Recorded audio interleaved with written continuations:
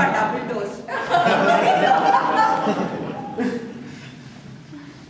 Dear Toastmasters, would you like to take this Christmas and a New Year a gift of story that you can always nourish and cherish? Yes. This is the story that you have to listen to. This is the story of a small boy of a 9-year-old who was really excited to go to his native soon after his exams just got over. So he made his way all the way, packed his bag, and started towards his native, which is just at the middle of nature.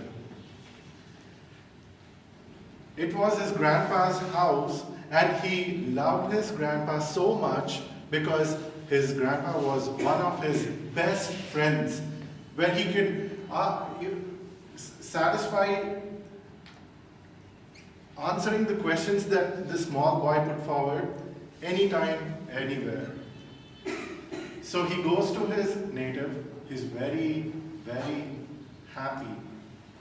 Now this boy, he was very, very energetic young lad, and he moved around here and there, and it was a joyous time for him. He saw that the birds were chirping, the peacocks dancing, the mountains all around his house, which was so beautiful, lush green forest just at the side of the house, and the river which was just flowing next to his house. He was at his fullest. And it was his grandpa who added to the cheer that he was always so very active all day.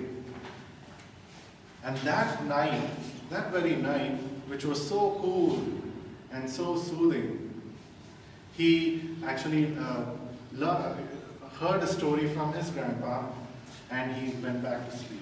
The next day he woke up again to play with the calves, to play with the,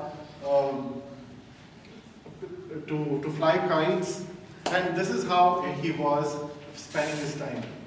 Meanwhile, he saw his grandpa taking out a book and flipping through the pages and seeing something very important, and he just got immersed into it. So this boy was really inquisitive. He went to the grandpa and said, "Grandpa, what are you doing?" And grandpa said, "I'm reading this holy book, beta." But the boy said, "Yeah, even I've tried to read this, and I couldn't understand anything. They've taught me, they've tried to teach me in school. I don't know what the beginning is, how it ends, and how it is formed." But this old man said, "Okay." He couldn't reply with a very philosophical reply to this boy. He was very young. So he said, "Okay, there's a small basket full of charcoal in it, so bring that basket."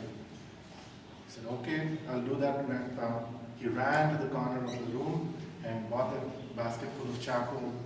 Then the grandpa said, "Okay, empty it now." He emptied it.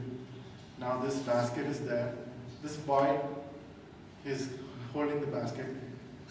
Grandpa said, "Okay, now we go fill some water from the fresh water over there." Then boy said, "Grandpa, it's not possible. This basket is full of holes and it cannot contain water in it." But grandpa said, "No, do what I say. Try to bring some water."